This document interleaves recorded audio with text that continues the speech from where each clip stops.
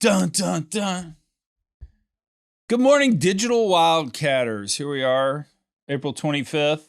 5th. It's dropping. We're recording the 24th. All righty, let's jump right in.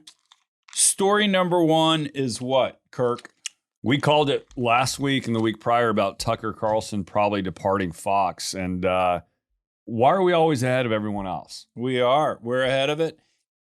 We need to shoot down the rumors. He is not joining Digital Wildcatters, at least not yet. Well, despite the fact that he was seen hoodie shopping. Exactly.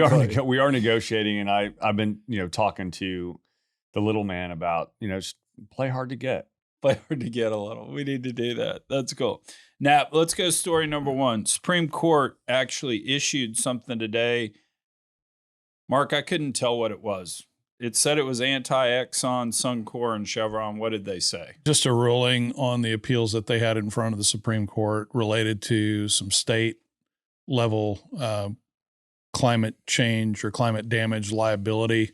The Supreme Court basically shot down the appeal or declined the appeal and is allowing the state-level litigation to proceed. And so the key is supposedly in federal system, it's more favorable to companies. And so whether Exxon, Suncor, and Chevron can be responsible for climate change will be done in state courts instead, which theoretically are more favorable to the plaintiffs. And I think it's just all part of the continuing theme of holding the majors in particular accountable for things like record profits, et cetera, which we can talk about a little bit because the first quarter earnings season kicks off, at least for the majors this week. Mm-hmm. Yeah, we'll just roll into that. Well, hold on. I will say, though, I mean, not that the Supreme Court's ever really that consistent, but the Constitution is explicit and they only grant powers to the federal government for specific purposes. This is not a purpose. So I actually think the ruling pushing back to the states is a good call. Now, that's probably not why they made the call, but still, I think this is constitutional, if you will. No, say what you want about this court. You can dislike this court. They've been very consistent on your point exactly. Unless it's explicitly granted to the federal government under the Constitution, states or the people have the right. That was their abortion ruling. That's right. Whether you liked it or not. So I didn't see what the decision split was. It was 6-3, but I didn't see who it was. I didn't read the majority or minority opinion either. Our earnings season, what do we got?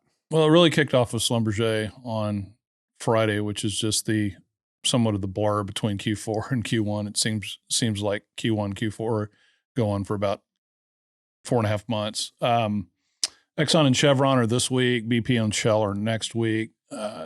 I've seen in various related stories, or at least where the majors are cited, record profits. How can Shell continue to spend billions on innovation yet, not do anything about shrinking their oil and gas profile? Well, they still got to make money. The combined super majors, so Exxon, Chevron, BP, Shell, and Total, Q1 earnings total just under $36 billion. And we'll bring up our favorite comparative in Apple for Q1, according to estimates that I saw on Koyfin, looking at a $22 billion earnings comparative for Q1. So again, it's just going to be more of that drumbeat about, oil and gas companies making so much, windfall profit tax, cut costs to the consumer, blah, blah, blah, blah, blah. And in terms of ranking, this Q1 is expected to be for the majors, is expected to be 7th all time. Q2 of last year was the peak, right? At least the contemporary peak. And we've got to be trending down though on earnings because natural gas has had a 2 handle on it for a while now. Oil kicked around in the 70s for a while, so crude's been volatile, and we've had a couple of air pockets here. March was a fairly significant one that we, the discussions of 60 next versus going back to 80.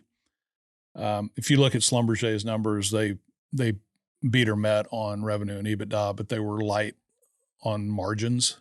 And so, the business has gotten more difficult from things like It's the inflationary pressures operator's creeping fault, in. as they should say. That's the number one excuse always by every oil field service company. It's not my fault. And speaking of gas, overall rig count was actually down 9 last week. Horizontal rig count was down 9. Oily rig count was down 11, which means, well, actually the uptick was in the Haynesville. So clearly the memo has not been That's crazy. fully received. Can economics really be good enough in the Haynesville that at $2-something gas you're going to be drilling? I guess. Well, we saw this years ago that you have to keep drilling to make interest payments. I mean, that could be more of a. I need to look into the numbers, but that there are some other reasons why even at $2 gas you keep going. I didn't see where those rigs were, at least in the private versus public operator class. I could take a look at that, but Let's circle back on that next week. I think there's general anxiety or expectation pin up about, when are we going to see a rollover in gas directed rig count? We've talked about it, for the past several weeks, just given the backdrop of the oil and gas macro framework. And I could understand it staying flat because, back a year ago, $9 gas, you walked into me and said, here are my rig rates for 3 years, sign the 3-year contract. Right. I could have been talked into that. So I kind of get it staying flat. I don't get the gas directed rigs going up. And 2 is a blip. Who knows? Maybe those were already contracted. But it's got the wrong sign in front of it. It does. Here's what's interesting, though. As we are expecting profits to go down because of volatility, because of gas prices, interesting enough, and this is another first on Digital Wildcatters, we keep nailing it. But remember when I said they need to spend more money in exploration? Well, exploration is actually set to rise to $65 billion this year from $57.5 billion last year. So someone's listening to our show and they're saying, hey, we need to take some of these profits and redirect. So that's encouraging. It is encouraging, assuming we want the world to remain on hydrocarbons, which kind of rolls into the next story. So a few days ago, Earth Day, and I have a little tidbit on Earth Day. I know you do. It was actually created in response to the January 28th, 1969 blowout of Platform A, which was drilled by Union Oil, offshore California. Boom, spilled 3 million U.S. gallons and killed more than 10,000 seabirds, dolphins, seals, and seal lions. Was that Santa Barbara? That was right off Santa Barbara. That's right. Santa Barbara Channel. Santa Barbara Channel. Damn, those surfers were pissed. They were very pissed. It ruined it. So it was a bad day for the oil and gas business. And in response, we got Earth Day. And we got a lot in the way of predictions there. So, Mark, what were your favorite predictions from Earth Day? I'm gonna back say, in what was it, 72? 72. So this, yeah. No, 71. This is the 71. 52nd anniversary. Mark was only 35. So do you remember that? Wow. Shots fired on BDE. I'm going to say you first, Chuck. You actually, I think, tweeted out something about it earlier this week or last week. So that wasn't my favorite quote, although that was a really good one. I wrote down my favorite quote. Ken Watt, who was one of the founders of Earth Day, he said that in the year 2000, there will be no more crude. You'll drive into a gas station and say, "Fill her up, sir," and they'll say, "Sorry, we have no more gasoline." So Ken Watt said that. He also said that it would be 4% colder global temperatures in 1990 and 11% colder by 2000. Because you remember back in the early 70s, that's when we had the new ice age coming. Right. And he was worried about nitrogen actually accumulating in the atmosphere to a level that would literally block out all light. Right. Making it through the atmosphere. Because it was the science. Yeah, I'll close it off with probably the more famous name of those prognosticators and Paul Ehrlich. Yeah, I was just about to pull it out. He predicted mass starvation would start within 10 years of the first Earth Day and claim between 100 million and 200 million lives per year. It was called the population bomb. Right. Wrote it with his wife. Yep. Yeah. I mean, What do you think they were on in the 1960s to ride it? That was true. And unrepentant about being wrong, no doubt. So it's well known that a lot of these predictions that were precipitated or came out of the first Earth Day have been proven consistently wrong. But if you look at the political tone, the backdrop, and the fractured nature of the debate and the discussion over energy and climate change today, I would argue that it's only gotten more shrill. Maybe that's a function of social media, 24/7, 365 connectivity. What say you about that? I think I agree with that. And I'll say it the same thing, slightly different. I don't know that it's gotten more shrill. Maybe it has, maybe it hasn't. It certainly there's been a massive amount of pressure placed on censoring a dissenting view. Because back in the 70s, you could say, hey, Earth Day, the world's going to freeze. And you could say, no, that's BS. You can't say, no, that's BS today. No, you can't. You just can't. I mean, in fact, I think we've been careful today and we haven't said anything, but YouTube checks out our podcast. Yeah. One of my favorites was overpopulation. That's sort of the most obvious one. But the one that sort of always got me was the mass extinction. That was Paul Ehrlich's prediction in his paper. The loss of biodiversity due to deforestation, habitat destruction, and overhunting was a significant concern. Some experts predicted that the extinction rate would increase rapidly if nothing was done to protect endangered species and their habitats. Going all the way back to the whales, brother. All the way back to the whales. But I will say this. I don't think there's anything wrong with having an Earth Day. We should all want to take care of the Earth and all. Sure. It's the hysteria that comes associated with it that I think is the bad thing. I mean, the pollution abatement that we've, I can't go category by category. That's the technology that's been deployed and the practices that have resulted from being more thoughtful and more progressive about how you operate industrial businesses and how you use your own, consume in your own life. Those are all positive things. And it's all been driven by the creation of wealth. I mean, when people have a high standard of living, they can be more thoughtful about these things. When you make $2,500 a year, guess what? You don't really care about the earth. What's interesting is I've talked about this before because I've blogged about it, but Milton Friedman has an article in 1970 that really debates sort of the Earth Day points regarding, and at the time was about pollution and that pollution is going to kill. And he went on to write a great narrative around corporations that sort of get involved in trying to spend too much money doing things that they think are best without and instead over maximizing profits. Those founders or those management teams get sacked. And so what's interesting is that sort of logic has held up since 1970.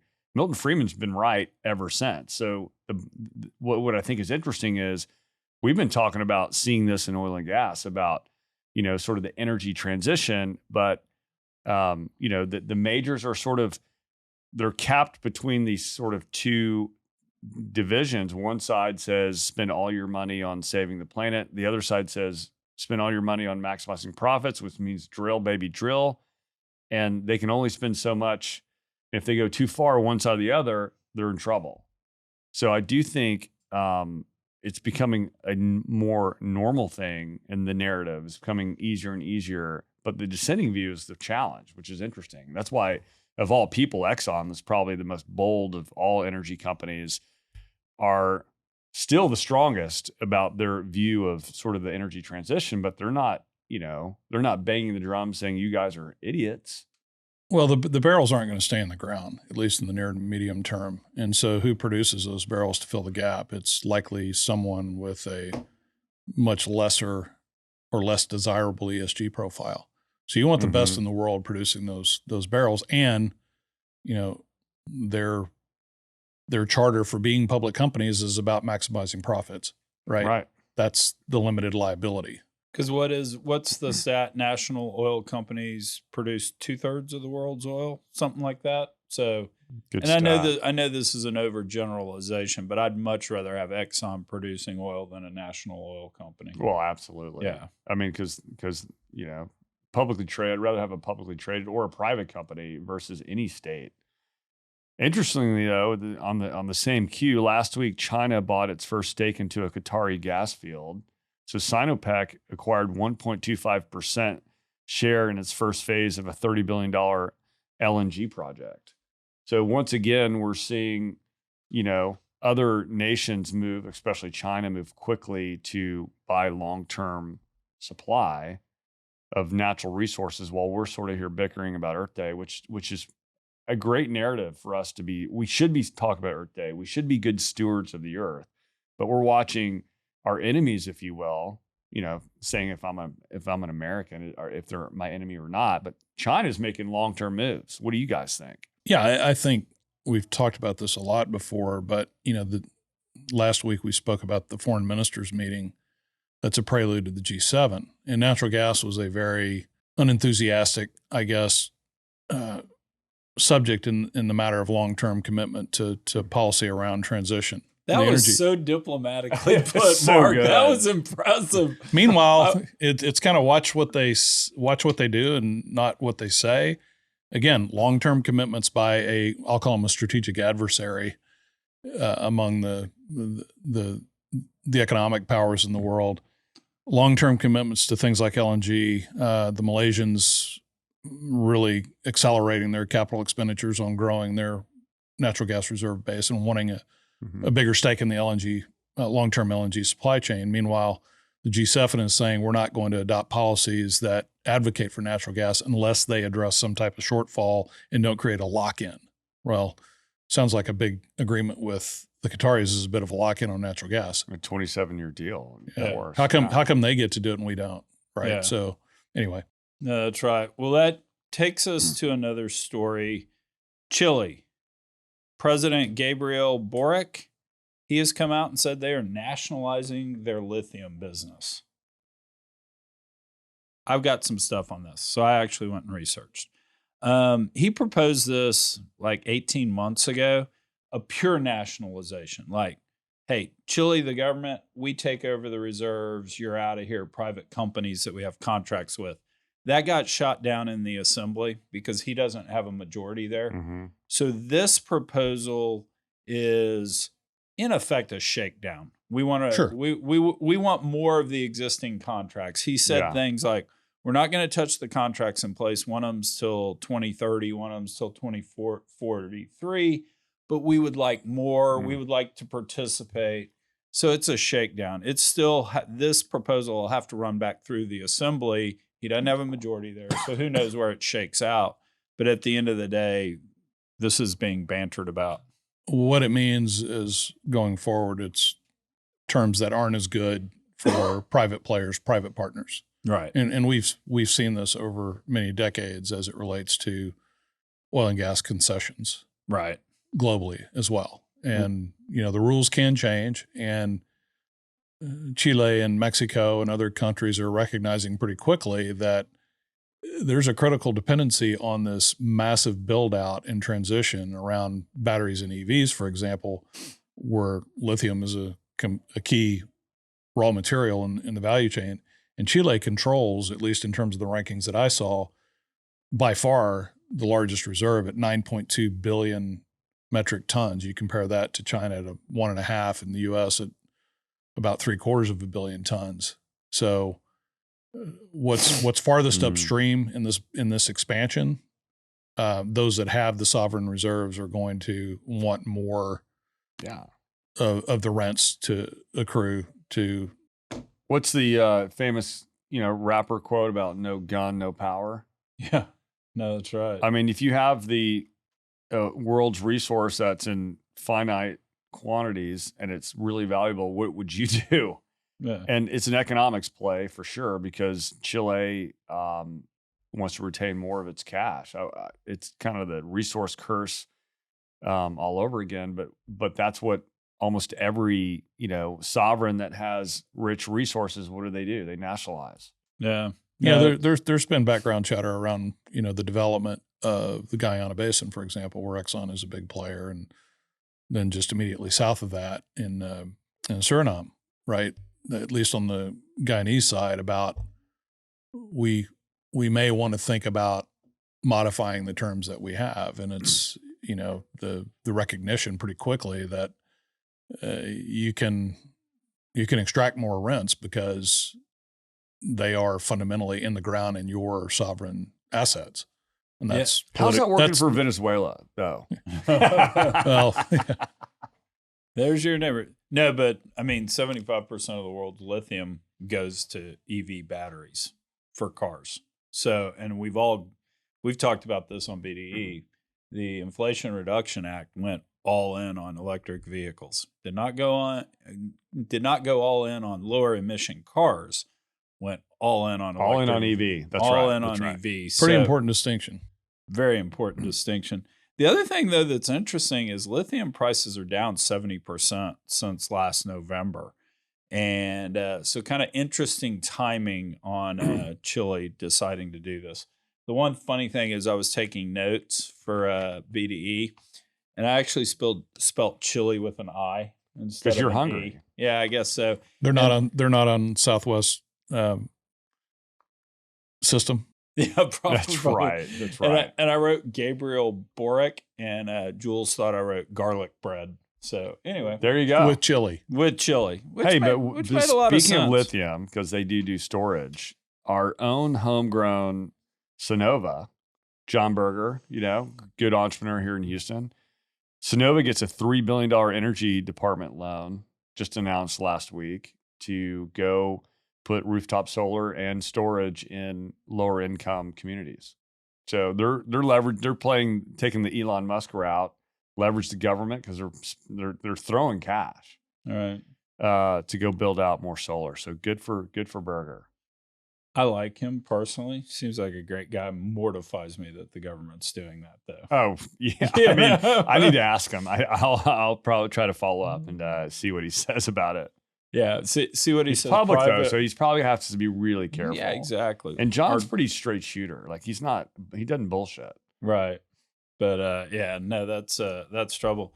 And that kind of brings us to the Biden administration just came out with their EPA regulations about power plants, and just a little bit of backdrop there. Trump had put out the American Clean Energy Rules. Before him, Obama had put out Clean Power Plan.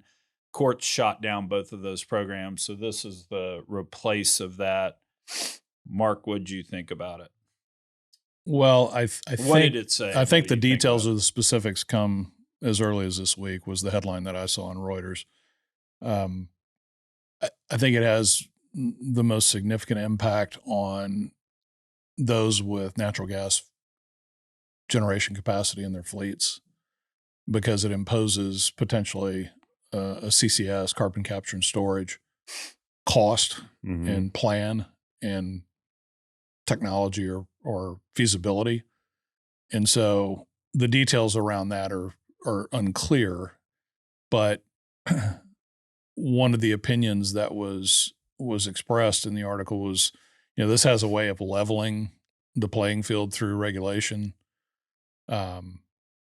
between natural gas fired generation and wind and solar, for example, right? You add a bunch of carbon capture costs to both existing generation and new generation. That's a different cost equation.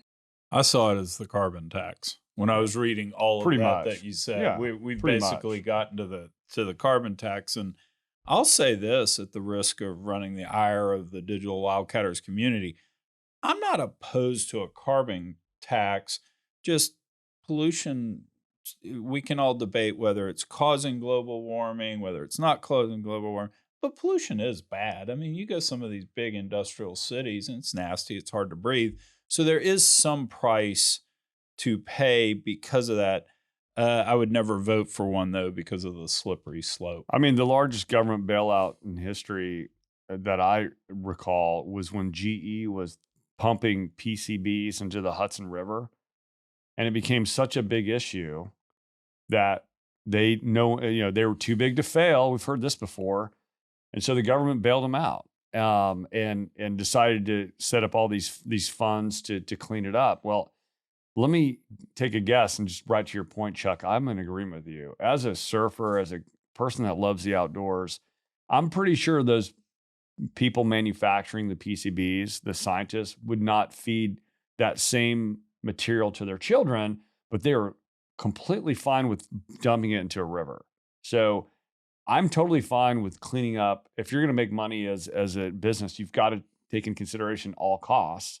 Well, one of the costs that haven't been completely taken into consideration is in the environmental impact. Now, that also applies to renewables, and we can talk about that as well, but that's something that no one's talking about. And, again, we can just debate that probably next time. Yeah, this is, I think you have to look at the entire set of options, right? Gas-fired generation versus wind and solar and battery storage, which, as we've discussed in previous shows, has trade-offs as it relates to pollution from things like mining. Right. And other bad things like child labor, right, with cobalt, for example. So a full assessment of the trade-offs, as opposed to like we're doing with the majors, singling them out as a target. You need to address these things single-handedly and really accelerate spending on things like technology and innovation when that type of technology and innovation in this space can't be accelerated. Otherwise, there'd be, I don't know how many, way more about venture tech than I do, but how many more very large energy tech funds, if this type of switch could be done rapidly. Right. Yeah. And we still need to figure out a way to do all the things you just said, Mark, and somehow bring China and India into it. Because at the end of the day, if they're going to continue to ignore cleaning the environment, et cetera, I mean, what is it? 80% of ocean pollution comes from 9 rivers in China. That's right. They just throw their trash and send it down the river. We've got to figure out a way to get those folks involved. I mean, prosperity is one of those things, but there's got to be other things to do, because we say it all the time on this. There is no peeing and non-peeing part of the pool. I mean, it's one environment.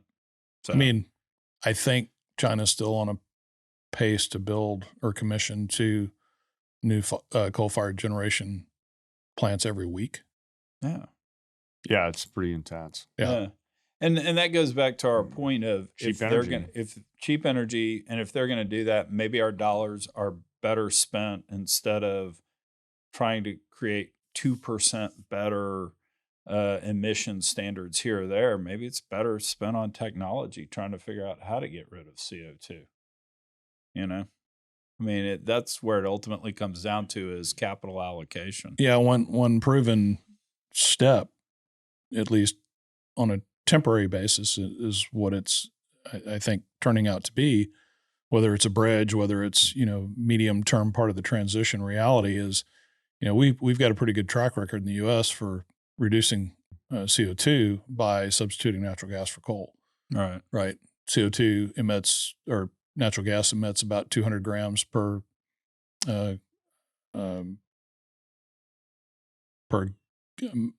kilowatt hour, and coal is almost double that, depending on where you are in the coal quality spectrum. Right. No, that's exactly right. Which coal brings us to our favorite country in Europe, Germany. So German. I got some random facts here on Germany. If you look at, because the premise behind this story we're talking about is they have now gone zero. Shut down the nukes. Shut down all no the nukes. nukes. Here are some random facts, though, about this, and let's see where this takes us. Their current electricity prices are more than 2x their average electricity prices from 2017 to 2021. Damn. Now, it's still lower than 2022, their current prices, but 2x that 4-year span. Their power generation was 10% less in Q1 23 versus Q1 22, and that has to do with the shutdown of nuclear, natural gas tightness. Even Greta favors nuclear over coal. And what's the punchline of all this? You close down the nukes, you're just burning more coal. And they have that heavy lignite. It's not even close to clean coal. They're burning mostly imported hard coal. And so they're importing a big chunk. Well, they stopped mining. They shut down their hard coal because it was uneconomic to do so. They've got a lot of it in the ground in Germany, but they import a big chunk of their 100% imported hard coal from Russia. And I mean, the issue I have with this is, okay, great. We can talk energy policy all they want. We had the warmest winter in Europe since 1881, and we averted a major European economic crisis. These numbers scare me. I mean, if Germany, the largest economy over in Europe, with a mild winter, still has 2x the average electricity prices, how do you build cars at 2x the electricity prices? You know, how do you smelter things and all the amazing manufacturing things the Germans can do? You know, that's the worry for me, is more expensive power, less power generation means less economic output in Germany. And I think Europe could actually bring down, you know, a worldwide economy if they wanted. It's interesting you're saying that, because I was just reading about, I'm kind of digging this sort of green steel industry, but it's almost ironic because there's a Swedish company that's raising 1.5 billion euros to go sort of build up their green steel technology. So they're just using electricity versus coal. And where's electricity coming from? So I'm like, it's hilarious. It's almost like, you know, for the energy guys in the room, you're almost sort of giggling at the idea, but it's a real industry. People are trying to convert from coal-fired steel making, and it could cut up to 95% of emissions. Now, the whole bullshit behind those stats is, well, where's the electricity coming from, idiot? Well, they plug it into the wall. That's it. That's all you need to do. There was we had, back when I was at Kane, we used to take all our CEOs out to California, and we'd go play 3 days of golf. And friends of mine put on a golf tournament called the Rock and Roll Golf Tournament, because he was in the music business, and it was always a really good time. They had Tesla rep out there, and this was, probably 10 years ago. Tesla rep out there, delightful, cute, 24-year-old, beautiful blonde woman who's talking about it's emissions free. And Pete Shear, CEO of one of our portfolio companies, who is an engineer's engineer. Where do you think the electricity is generated? Well, you just plug it into the wall. It was great. And I was just like, Pete, walk away. Pete, walk away. This is not fantastic. Well, I saw a report, guys. I shared this with you, but the potential energy demand from AI in 2050. Now, I love when people say to 2050 because no one knows what the hell's going on. We just talked about our Earth Day predictions, but they're saying it could be 1,500 terawatt hours per year. It would be 3 times the current energy demand powering the internet, which is only 600 terawatts an hour. So if that is true, AI is going to destroy us, but it's not going to destroy us the way Elon Musk says, when he says, like, it could be, it's a slippery slope and dangerous. It's going to destroy us because it's going to run us out of energy. It's going to kill us. You know, Colin and I talked on BDE about a year ago. I forget who Microsoft bought. They bought one of the gaming companies, but no one talks about the Microsoft Xbox network. I mean, all these kids sit around all day long talking to each other. They're playing multiplayer games against each other. That uses more electricity than anything. And we're sitting around talking about Bitcoin mining is going to destroy the world because of its energy use. And Exxon's making too much money. I mean, that's exactly. All right. As we have ended the show the last few weeks, and just as a refresher, the British girlfriend has chided us for treating Europe as a uniblock, and just mighty liberal use of us, but go ahead. Oh, throw me under the bus. What the fuck, dude? She's not even European. Jeez. She's seceded, but let's go there anyway. So anyway, she has said, you guys say Europe, and in fairness to her, Europe is 20 to 30 different countries. So we have done, and our biggest fan on BDE is Vlad, the police officer down in Richmond. He has chided us for saying this is a deep dive when we spend 2 to 3 minutes on it. So within the girlfriend's parameters, within Vlad's parameters, we're talking people. We're doing a blurb on each one of the European countries. It's a good word. Yeah, we're doing a blurb. I like a blurb. It's a blurb. So we're gonna talk about Spain. Real quick, just some facts I'll throw out there about Spain. Their whole existence has been defined by the relative scarcity of energy. Their coal is really crappy, doesn't burn very well. They've got a little bit of natural gas.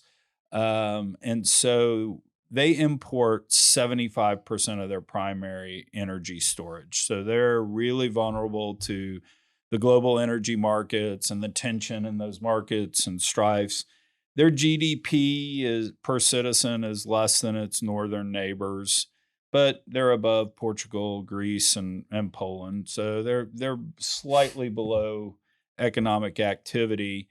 When you look at their energy breakout, 44% oil, 22% gas, 4 to 5% coal, 12% nuclear, hydro's 2%. They are 5% wind, and I think they're the third largest generator of wind power in the world, 2% solar. And they wind up importing about 3.5% of their electricity, mainly from France. So that is kind of Spain in the nutshell. Which has on the importation, I think I recall the UK was 2%. I thought UK was 3 to 6%. Okay, yeah. So they're about generally the similar, same. but both have a risk concentration of a lot of power coming from France, which is talked about moving away from nukes over time. So, Kirk, we talked about this last week on BDE, during my colonoscopy. During your colonoscopy, and we're looking forward to your edited video to put in BDE as a public service announcement sometime soon. But no, we talked about this. One of the things that's becoming apparent to me, just researching each of these countries, figuring out their energy use, I think Europe, and I'll treat them as the uniblock for just a second, has this massive backup battery in France that's nuclear power. Absolutely. And France has said, we're going from 75% nukes to 50% nukes.